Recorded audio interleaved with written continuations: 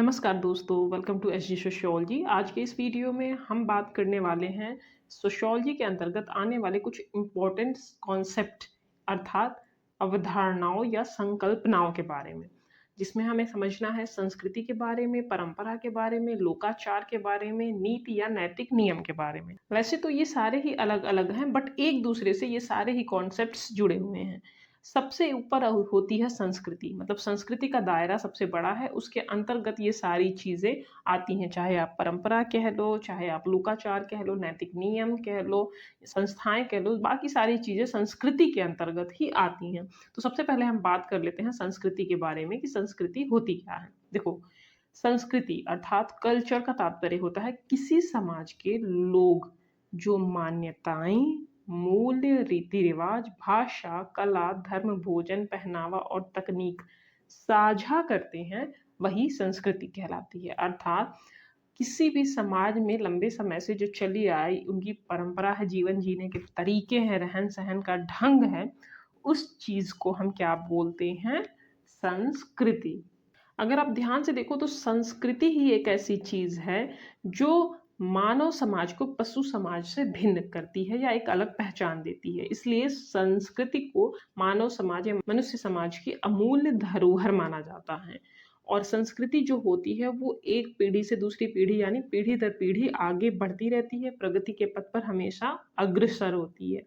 मतलब समय के साथ उसमें चेंजेस लाने भी आवश्यक हैं और लोग चेंजेस भी करते हैं और अपनी पुरानी संस्कृति को लेके भी चलते हैं। उसकी रूट जो है, उनकी जड़ें जो हैं, उनको नहीं मिटाते हैं। सरल शब्दों में अगर हम समझें तो संस्कृति का तात्पर्य केवल शिष्टाचार के ढंगों अथवा आप नम्रता मात्र से किसी से व्यवहार कर रहे हो वो नहीं है, बल्कि क्या है संस्कृति एक व्यवस्था है, जिसमें जीवन के प्रतिमान, व्यवहार के तरीके, परंपराएँ, विचार, सामाजिक मूल्य, मानवीय क्रिया इन सब को सम्मिलित किया जाता है। जैसा कि यहाँ पे क्या लिखा है मान्यताएँ, मूल्य, रीति-रिवाज, भाषा, कला, धर्म, भोजन, पहनावा, तकनीक साझा सारी चीज़ें अगर सम्मिलित होके एक साथ लंबे समय से पीढ़ी दर पीढ़ी चली आ रही हैं, उसको हम एक शब्द में क्या बोलते हैं? संस्कृति।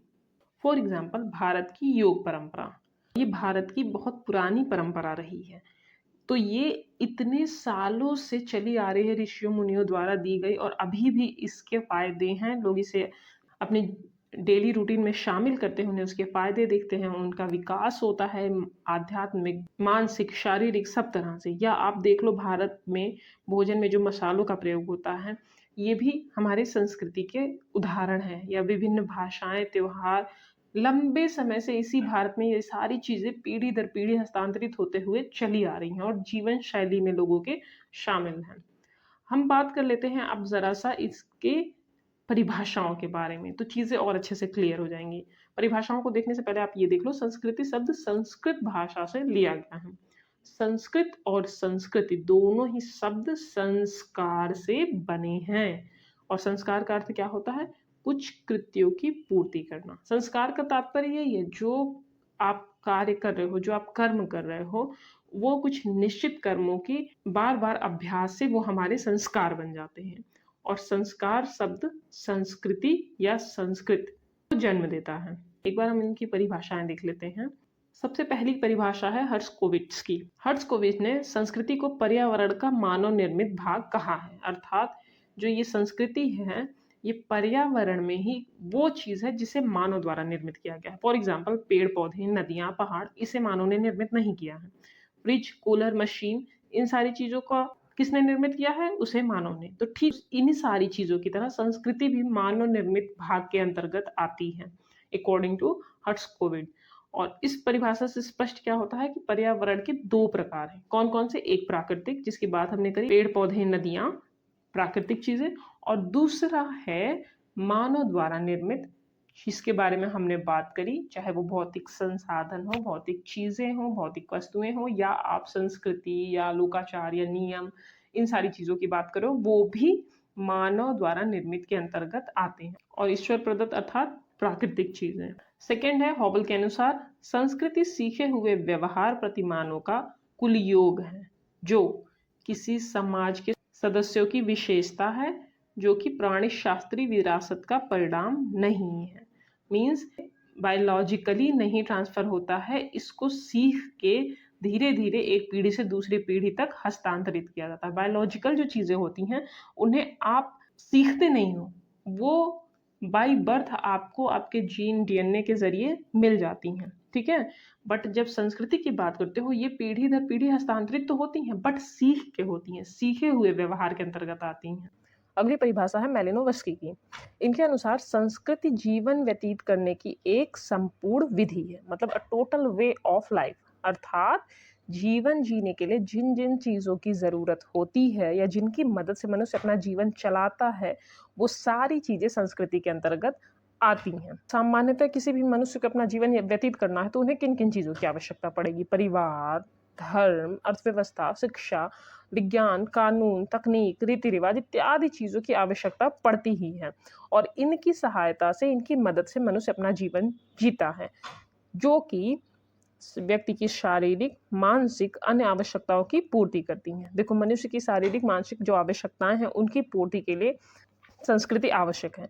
शारीरिक अर्थात बुनियादी जो ज़रूरतें हैं, सर्वाइवल नीड जो हैं, भोजन, वस्त्र, आवास, सुरक्षा, इन सारी चीज़ों के लिए संस्कृति के अंतर्गत आप सीखते हो कि आपका भोजन का तरीका क्या है, आपके पहनावे क्या हैं या घर किस प्रकार बनाना है। अगर आप ट्राइबल एरिया में रहते हो तो वहाँ के अकॉर्डिंग आप रहोगे, अगर मैदानी इलाकों में हो, पहाड़ी क्षेत्रों में हो, बर्फीली क्षेत्रों में हो, तो हर क्षेत्र के हिसाब से वहाँ का आवास कैसा होगा, वहाँ के वस्त्र कैसे होंगे, वहाँ के खान-पान कैसे होंगे, वहाँ के पशुपालन कैसे होंगे। इन सारी चीज़ों की जो विधि है, संपूर्ण विधि जीवन जीने की, वो आती है किसके अंतर्गत? संस्कृति के अंतर्गत। दूसरी चीज़ है प्रकृति के बंधनों से संस्कृति आपको मुक्त करती है। यहाँ पे प्रकृति के बंधन का तात्पर्य क्या है? जो प्राकृतिक नियम हैं, ठंडी, गर्मी, मौसम का बदलना या संसाधनों की लिमिटेशन, ये सारी चीज़ें जो होती हैं, वो मनुष्य को बाध्य करती हैं एक हिसाब से जीवन जीने के लिए। बट संस्कृति क्या है? आपको ये प्राकृतिक नियम के जो बंधन हैं, उनसे भी मुक्त करती है। फॉर एग्ज़ाम्पल, मौसम ठंडी, गर्मी, वर्षा इस तरह से आते हैं, ठीक है? अगर आप नॉर्मल तरीके से रह रहे हो, जैसे जानवर रहते हैं तो उन्हें ठंड में ठंड लगेगी, गर्मी में गर्मी लगेगी, वर्षा में वो भीगते रहेंगे। पर हम चूँकि मानव समाज की जब बात करते हो तो वहाँ पे संस्कृति एक अनूठा उनके पास बहुमूल्य चीज़ जो है, वो उन्हें बताती है कि अगर आपको ठंड लग रही है तो आप आग जला लो, आपके घरों को चारों ओर से पैक कर लो, आप अपने कपड़े ऐसे पहनो जो आपको गर्म करते हों। वर्षा हो रही है तो वर्षा के अकॉर्डिंग आप चीज़ों को रखो, या गर्मी आ रही है तो आप ठंडी चीज़ें खाओ, ठंडी चीज़ें पियो, ठंडे स्थान पे रहो। या आपने देखा होगा टेक्नोलॉजी, मशीनीकरण के कारण एसी, फ्रिज, इन सारी चीज़ों का उपयोग आप करते हो।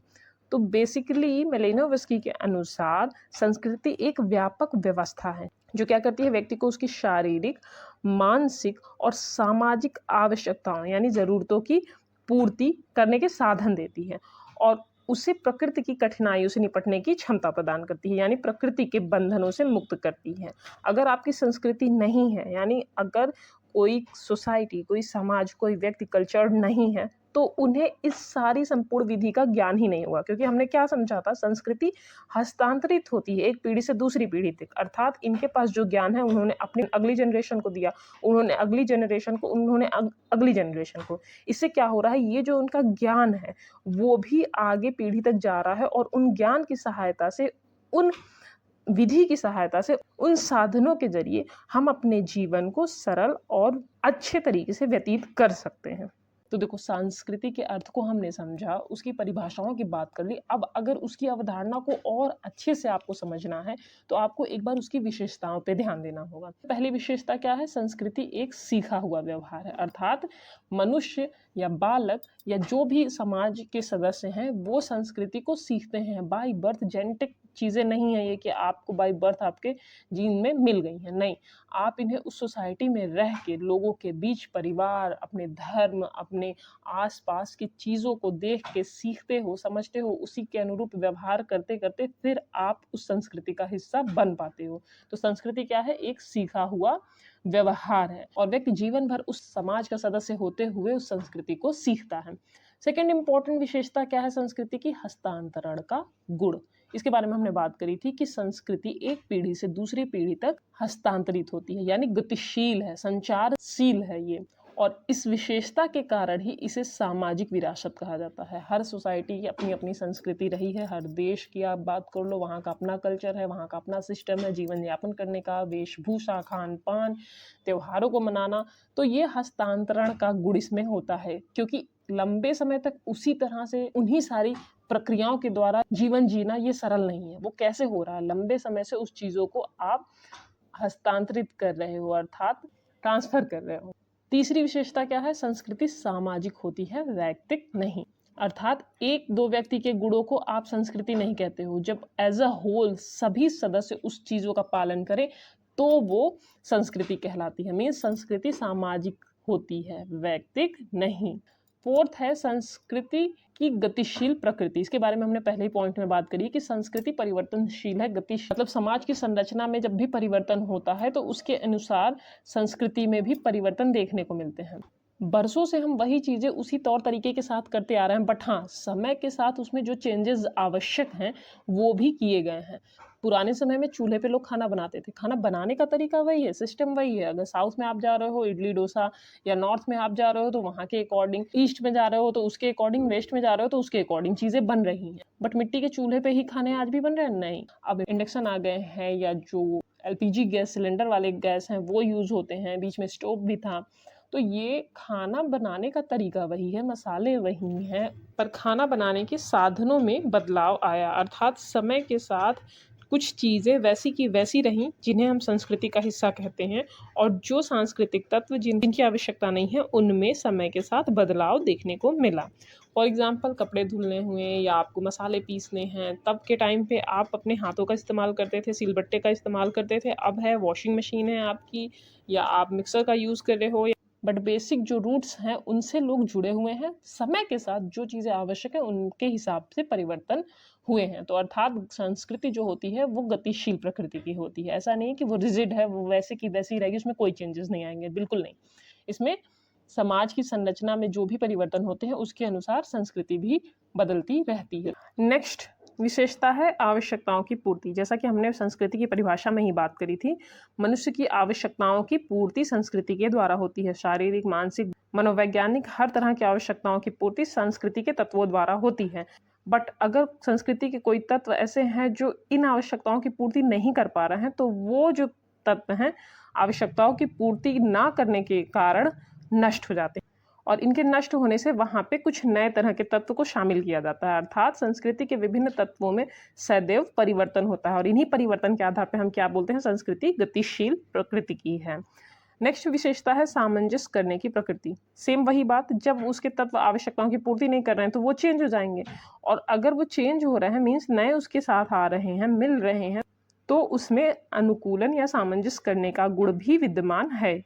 तो किसकी बात हम कर रहे हैं, संस्कृति की। तो संस्कृति में सामंजस्य और अनुकूलन करने की प्रकृति देखने को मिलती है।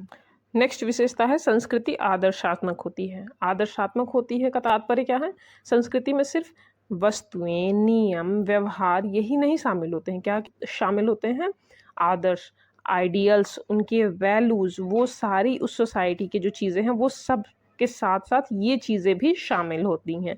अर्थात समाज के लोग किन बातों को अच्छा मान रहे हैं, किन बातों को बुरा मान रहे हैं, कौन सी चीज़ें वहाँ पे सही मानी जाती हैं, महत्वपूर्ण मानी जाती हैं, वह भी संस्कृति का हिस्सा है। संस्कृति केवल भौतिक वस्तुओं तक सीमित नहीं है, जैसे भोजन, वस्त्र, तकनीक, नहीं, वहाँ पे आदर्श और मूल्य मान्यताएं भी शामिल की जाती हैं। फॉर एग्जाम्पल, ईमानदारी से रहना, बड़ों का सम्मान करना, मेहमान नवाजी करना, या अहिंसा, सत्य बोलो, ये जो चीज़ें हैं ये हमारी भारतीय संस्कृति का हिस्सा रही। अतिथि देवो भव आपने सुना होगा, मेहमान देवता के समान है, उनका आदर करो, उनके आवभगत करो, उन्हें प्रसन्न करो।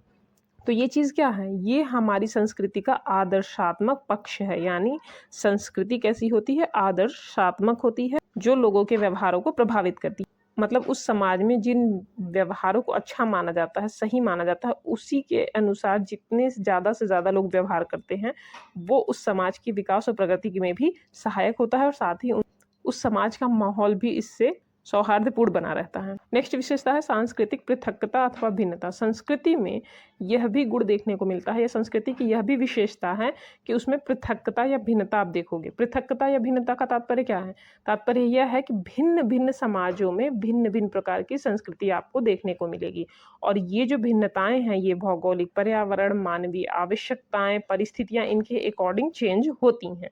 मतलब हर देश, हर राज्य, हर समाज में एक ही तरह की संस्कृति नहीं पाई जाती है। वो वहाँ के माहौल, वहाँ की परिस्थिति, वहाँ के भौगोलिक वातावरण, उन सब के आधार पे बनती है। अब इंडिया में ही देख लो, हर क्षेत्र, हर राज्य, हर समुदाय की अपनी अपनी कुछ संस्कृति के तरीके हैं। भारत को बोला ही जाता है विविधता में एकता। ईस्ट में जाओगे आपको बिल्कुल अलग तरह का माहौल दिखेगा, वेस्ट में जाओगे बिल्कुल अलग, नॉर्थ में जाओगे बिल्कुल अलग, और साउथ में जाओगे तो बिल्कुल, यहाँ पे चावल की मात्रा ज़्यादा है, यहाँ पे गेहूं की मात्रा ज़्यादा है। तो ये सारी चीज़ें भौगोलिक वातावरण और वहाँ की परिस्थितियों आदि के कारण भिन्नता या पृथकता देखने को मिलती है। तो संस्कृति की विशेषता के अंतर्गत पृथकता और भिन्नता भी देखने को मिलेगी। लास्ट है एकीकरण की विशेषता, अर्थात विभिन्नता होने के साथ साथ संस्कृति में एकीकरण की भी विशेषता पाई जाती है। भिन्न भिन्न भाषा, भिन्न भिन्न वस्त्रों, भिन्न भिन्न खान पान, रीति रिवाज, परंपराओं के बावजूद भी जब आप बोलते हो भारतीय संस्कृति, तो ये इन सभी तरह के भाषाओं, वेशभूषा, रहन सहन, खान पान, इन सबको मिला के एक कर देता है, और वो हो जाती है भारतीय संस्कृति। अर्थात संस्कृति की एकीकरण की विशेषता का तात्पर्य क्या है? संस्कृति के अलग अलग हिस्से, चाहे वो उनकी भाषाएं, धर्म, रीति रिवाज, मूल्य, ज्ञान, तकनीक आदि का एक समन्वित रूप है। मीन्स विभिन्नता होने के बावजूद भी ये सारी चीजें एक साथ एकीकृत हैं। तो संस्कृति के बारे में बात हमने कर ली है। अब हम बात कर लेते हैं ट्रेडिशन, मीन्स परंपरा के बारे में। देखो, हमने क्या बात करी थी स्टार्टिंग में ही कि संस्कृति एक ब्रॉड टर्म है, मतलब संस्कृति का जो दायरा है वो बड़ा है। उसके अंतर्गत आपकी प्रथा, लोकाचार, परंपराएं, रीति रिवाज या संस्थाएं, ये सारी चीजें आती हैं। तो जब हमने बात करी थी संस्कृति की, तो क्या समझा था कि एक जीवन जीने का ढंग जो कि आदर्शात्मक है, जिसके अंतर्गत हमारा रहन सहन, खान पान, त्योहारों को मनाने का तरीका, ये सारी चीजें आती हैं। अब हम बात कर लेते हैं परंपरा के बारे में। परंपरा जो होती है संस्कृति का वह हिस्सा है जो पीढ़ी दर पीढ़ी चला आता है। मीन्स संस्कृति का ही एक अंग, कौन सा अंग? जो पीढ़ी दर पीढ़ी हस्तांतरित हो रहा है, उसको कहते हैं हम क्या? परंपरा। फॉर एग्जाम्पल, दीपावली में आप दिए जलाते हो, या होली में रंग खेलते हो, लोहड़ी मनाते हो, शादियों में वरमाला डालना, ये सब आता है। मतलब परंपरा का संबंध किससे है? सामाजिक विरासत है जो बरसों से चला आ रहा है। साथ ही परंपरा का संबंध आदर्शात्मक और भावात्मक है, अर्थात आदर्श के रूप में उन सारे कार्यों को आप ले सकते हो जिनको हम लंबे समय से उसी तरह करते आ रहे हैं जैसे पूर्वज हमारे करते थे। फॉर एग्जाम्पल, बड़ों का सम्मान करना, या गुरुजनों की सेवा करना, या अहिंसा का समर्थन करना, ये सारी चीज़ें क्या हैं? अच्छी चीज़ें हैं जिनका हम इतने सालों से अनुसरण कर रहे हैं, मतलब उनको निभाते आ रहे हैं, उसी तरह व्यवहार करते आ रहे हैं। तो एक बार हम इनकी परिभाषाओं को देख लेते हैं तो परंपरा का अर्थ और अच्छे से क्लियर हो जाएगा। जैसा कि ड्रेवर ने बताया है, परंपरा कानून, प्रथा, कहानी और पौराणिक कथाओं का संग्रह है जो कि मौखिक रूप से एक पीढ़ी से दूसरी पीढ़ी को हस्तांतरित किया जाता है। मीन्स परंपरा जो है मेनली हस्तांतरण से संबंधित है, और पीढ़ी दर पीढ़ी यह हस्तांतरित करी जाती है किसके जरिए? मौखिक रूप से। किस रूप में? या आप उसको कानून समझ लो, या प्रथा समझ लो, कहानी समझ लो, पौराणिक कथाओं का संग्रह जो आपके पास है, उन सारी चीज़ों को मिला के जब आप पीढ़ी दर पीढ़ी हस्तांतरित करते हो तो वो क्या कहलाती हैं? परंपरा। मतलब संस्कृति एक ब्रॉड टर्म है, उसके अंतर्गत जो चीज़ें पीढ़ी दर पीढ़ी हस्तांतरित हो रही हैं वो क्या कहलाती हैं? परंपराएं। नेक्स्ट परिभाषा है जिन्सबर्ग की। इनके अनुसार परंपरा का अर्थ उन संपूर्ण विचारों, आदतों और प्रथाओं के योग से है जो एक समूह की विशेषता है तथा जो एक पीढ़ी से दूसरी पीढ़ी को हस्तांतरित हो रही हैं। मतलब किसी भी समाज, समूह, देश, राज्य, जहाँ जिसकी भी बात हो रही, वहाँ का जो उनका विचार, आदतें या उनकी प्रथाएं हैं, उन सबको हम क्या बोलते हैं? परंपराएं। और ये परंपराओं की विशेषता है कि वो एक पीढ़ी से दूसरी पीढ़ी तक हस्तांतरित होती हैं। रॉस की परिभाषा अगर हम देखें तो इन्होंने क्या बोला है? विश्वास और विचार करने की विधि के हस्तांतरण को ही परंपरा समझना चाहिए। मीन्स परंपरा मतलब जहाँ पे हस्तांतरण इम्पोर्टेंट है, और वो है क्या? विश्वास, विचार या व्यवहार करने की जो विधियां हैं, जो पीढ़ी दर पीढ़ी चली आ रही हैं, वो हैं। मतलब एक लाइन में अगर हम बोले तो हस्तांतरित प्रथाओं और पौराणिक कथाओं के संग्रह को हम क्या कहते हैं? परंपरा। जो सामाजिक विरासत है किसी समाज की, वो किनके द्वारा बनी रहती है? वो बनी रहती है परंपराओं के द्वारा। क्यों? क्योंकि परंपरा के अंतर्गत हस्तांतरण का गुण पाया जाता है। और ये परंपराएं क्या करती हैं? समाज में एकता बनाती हैं, सामाजिक संगठन को बनाए रखती हैं। देखो, व्यवहार करने की विधियां है ना, और वो एक पीढ़ी से दूसरी पीढ़ी तक हस्तांतरित हो रही हैं। अगर आपने विचार या विश्वास ऐसे बना रखे हैं अपने समूह में कि हमें सबका सम्मान करना है, हमें एक साथ रहना है, एकता के सूत्र में बंध के रहना है, कानून है, प्रथाएं हैं, उन सब को आप पीढ़ी दर पीढ़ी हस्तांतरित कर रहे हो, इस कारण वो आज भी बनी हुई हैं। तो आपकी सामाजिक विरासत होने के साथ साथ वो समाज के लोगों को एक ही तरह व्यवहार करने के लिए मार्गदर्शन प्रदान करती हैं, जिससे समाज की एकता, समाज का संगठन बना रहता है। और इन्हीं परंपराओं के वजह से लोगों में, समूह में आत्मविश्वास और दृढ़ता की भावना विकसित होती है, क्योंकि वो एक दूसरे का अनुकरण कर रहे हैं ना। तो मीन्स वो एक दूसरे का सम्मान भी कर रहे हैं, तभी तो उनकी बातों का पालन कर रहे हैं, और पालन कर रहे हैं तो सब में सिमिलैरिटी भी ज़्यादा होंगी, और एक तरह का व्यवहार करने से लोगों में हम की भावना भी जागृत होती है। तो इस तरह हम कह सकते हैं, परंपराएं संस्कृति का वह हिस्सा है जो पीढ़ी दर पीढ़ी हस्तांतरित होती हैं और समाज में, समूह में एकता बनाती हैं, सद्भावना बनाती हैं, और लोगों को जोड़ के रखती हैं हम की भावना के साथ। तो हमने कल्चर और ट्रेडिशन के बारे में बात कर ली। अब हम बात कर लेते हैं फोकवेज के बारे में। इन्हें हिंदी में लोकाचार, जनरीति या आचार व्यवहार बोला जाता है। सिंपल शब्दों में अगर हम बोले लोकाचार या फोकवेज किसे कहते हैं, तो इसका तात्पर्य यह है कि ऐसे नियम, ऐसे व्यवहार जो रोजमर्रा की आदतों में आते हैं, जिनका पालन करना समाज में शिष्टाचार माना जाता है। बट ये है कि इन सारे बिहेवियर को अगर आप नहीं कर रहे हो, तो ये नहीं है कि आप बहुत बुरे माने जाओगे। इन्हें तोड़ने पे बड़ी सजा नहीं मिलती या आप अपराधी नहीं माने जाते हो। मतलब कुछ ऐसे शिष्टाचार हैं, कुछ ऐसे बिहेवियर्स हैं, कुछ ऐसे तरीके हैं जो डेली रूटीन में, रोजमर्रा के जीवन में आपको प्रयोग करने हैं। फॉर एग्जाम्पल, बड़ों को नमस्ते करना, या गेस्ट के आने पे उन्हें चाय पानी देना, उनसे अच्छे से बिहेव करना, या किसी से आप मिल रहे हो तो उस समय मुस्कुरा के मिलो, स्माइल करते हुए मिलो। इस तरह के जो पैटर्न हैं, इस तरह के जो व्यवहार करने के तरीके हैं, जिसे आप शिष्टाचार बोलते हो एक शब्द में, उन्हें हम समाज शास्त्र के अंतर्गत फोकवेज या लोकाचार कहते हैं। और इनका काम क्या होता है? समाज की व्यवस्था में सहयोग प्रदान करना। जैसे कुछ एक फिक्स्ड पैटर्न होंगे, कुछ एक फिक्स्ड व्यवहार करने के तरीके होंगे कि इसी तरह से सभी व्यवहार करेंगे, तो एक तरीका बन जाएगा। तो लोगों को जीवन जीना और लोगों को ये डिसाइड करना कि हाँ, ये व्यवहार अच्छे हैं, या इस तरह के व्यवहारों के लिए पुरस्कृत किया जाता है, या लोग सम्मान की दृष्टि से देखते हैं, या शिष्टाचारी मानते हैं, आपको अच्छा व्यवहार करने वाला मानते हैं, ये सारी चीज़ें सम्मिलित कर पाएंगे। और कुछ चीज़ों को डिसाइड करना पड़ेगा ना कि ये करना अच्छी चीज़ें नहीं हैं। तो जो चीज़ें अच्छी हैं, जिस तरह का व्यवहार करना अच्छा माना जाता है, वो किसके अंतर्गत आती हैं? फोक वेज के अंतर्गत, जन रीति के अंतर्गत। जन अर्थात जनता की, रीति मतलब व्यवहार करने का तरीका।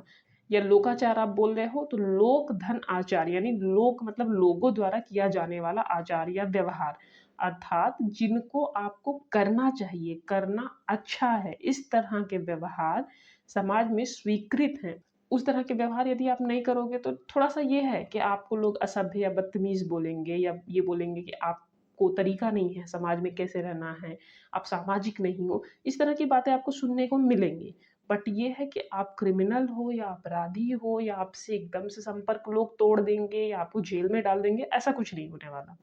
तो लोकाचार क्या है? रोजमर्रा की आदतें या व्यवहार जिनका पालन करने से समाज में शिष्टाचार माना जाता है। और इसके ठीक विपरीत अगर आप बात करोगे मॉड्स की, या नैतिक नियम या मानदंड, आपने शब्द सुना होगा, तो यहाँ पे क्या होता है? दंड, दंड की व्यवस्था होती है। मीन्स सोशल जो नॉर्म्स हैं, इनके अंतर्गत आपको ये बताया जाएगा कि ये व्यवहार अस्वीकृत है। समाज के लिए बहुत महत्वपूर्ण और नैतिक रूप से जरूरी नियम को हम क्या कहते हैं? मानदंड या नैतिक नियम। इन्हें तोड़ना गलत या अपराध माना जाता है। जबकि जब आप बात करते हो लोकाचार की, तो ये लोक यानी लोक जन में व्यवहार करने का तरीका है, यानी ये एक्सेप्टेबल है। और ये जब बात होती है तो ये उन बातों को बोला जाता है जो बिल्कुल भी अनएक्सेप्टेबल हैं, मतलब ये आपको बिल्कुल नहीं करने हैं। चोरी आपको नहीं करनी है सोसाइटी में, हत्या नहीं करनी है, रिश्वत नहीं लेना है, विवाह अगर आपका हो चुका है तो उस टाइम पे आप दूसरे पुरुष या स्त्री के साथ संबंध नहीं रखोगे। एक्स्ट्रा मैरिटल अफेयर आपने सुना होगा, ये सारी चीज़ें समाजों में स्वीकृत नहीं होती हैं। अर्थात अगर आप मानदंड को तोड़ते हो, मॉड्स को तोड़ते हो, तो आपको सामाजिक निंदा या कई बार कानूनी सज़ा भी मिलती है। इस तरह के व्यवहार करने पे आप समाज से बहिष्कृत हो जाते हो। सोशल नॉर्म्स के अंतर्गत मॉड्स जो होते हैं, इन्हें वो व्यवहार माना जाता है जो अस्वीकृत हैं। इनको करना बिल्कुल ही वर्जित है। जैसे टैबू, निषेध आपने सुने होंगे, या विवाह को लेके आपने सुना होगा कि इन लोगों से आप विवाह नहीं कर सकते, ये आपके सगे संबंधियों में आते हैं, भाई बहन लगेंगे। ये पुरुष और स्त्री एक दूसरे के साथ जब संबंध रख रहे हैं तो इनका संबंध कैसा है, भाई बहनों का है, तो इनके आपस में विवाह नहीं हो सकते। तो ये निषेध वाले जो चीज़ें हैं, इस तरह के व्यवहार या इस तरह के नियम को हम क्या बोलते हैं, मानदंड। तो कल्चर एक ब्रॉड टर्म है, उसके अंतर्गत आती हैं आपकी ट्रेडिशन मीन्स परंपराएं, लोकाचार या मानदंड। अब कल्चर में ही आपको ये बताया जाता है, आपकी संस्कृति में बताया जाता है कि इस तरह के व्यवहार आपको करने हैं। जो व्यवहार करने हैं वो क्या हो गए, लोकाचार हो गए। आपको बताया जाएगा ये व्यवहार बिल्कुल नहीं करने, मतलब ये आदर्श आचरण नहीं है, ये हमारे समाज में अस्वीकृत आचरण है, तो वो आपके क्या हो जाएंगे, मानदंड या मॉड्स। और जिन व्यवहारों को पीढ़ी दर पीढ़ी चलाते आ रहे हैं और समाज में स्वीकृत हैं, वो क्या होते हैं, परंपराएं। क्यों, क्योंकि वो पीढ़ी दर पीढ़ी चली आ रही हैं। तो पीढ़ी दर पीढ़ी यानी प और परंपरा, ट्रेडिशन, ये दोनों एक दूसरे से जुड़े हुए हैं। और जिन्हें स्वीकृति प्राप्त है, शिष्टाचार बोला जाता है जिन व्यवहारों को, वो हो गई आपके लोकाचार या फोकवेज। और जिन्हें वर्जित किया गया है, जिनका निषेध है, मीन्स आप सोसाइटी में बिना कपड़ों के नहीं घूम सकते। क्यों नहीं घूम सकते, ये बाकी सोसाइटी के मेंबर्स को या सोसाइटी के माहौल को बिगाड़ेगा। उस तरह के व्यवहार क्या हो जाएंगे, आपके मानदंड आ जाएंगे। अगर आप ऐसे घूम रहे हो बिना कपड़ों के और आप स्वस्थ मस्तिष्क के व्यक्ति हो, तो आपको दंडित किया जाएगा। इस चीज को लेके सोसाइटी ने नियम बना रखे हैं। तो आई होप अब आपको कल्चर और कल्चर के अंतर्गत आने वाले इन छोटे छोटे कॉन्सेप्ट्स के बारे में काफी अच्छे से समझ में आ गया होगा। आई होप आपको आज का ये टॉपिक समझ में आया हो। अगर आपके कोई सुझाव हो तो आप कमेंट बॉक्स में दे सकते हैं। अगर आपको वीडियो पसंद आया तो वीडियो को लाइक, शेयर और चैनल को सब्सक्राइब करना ना भूलें। इस वीडियो की अगर पीडीएफ चाहिए तो आप हमारे टेलीग्राम चैनल एसडी सोशियोलॉजी से जुड़ सकते हैं। डिस्क्रिप्शन बॉक्स में चैनल और पीडीएफ की लिंक मिल जाएगी। और अगर आपको लगता है कि कहीं पे कोई फैक्ट या कोई पॉइंट मिस हो रहा है या गलतियां हो रही हैं तो आप बता सकते हो। आज के लिए बस इतना ही। धन्यवाद।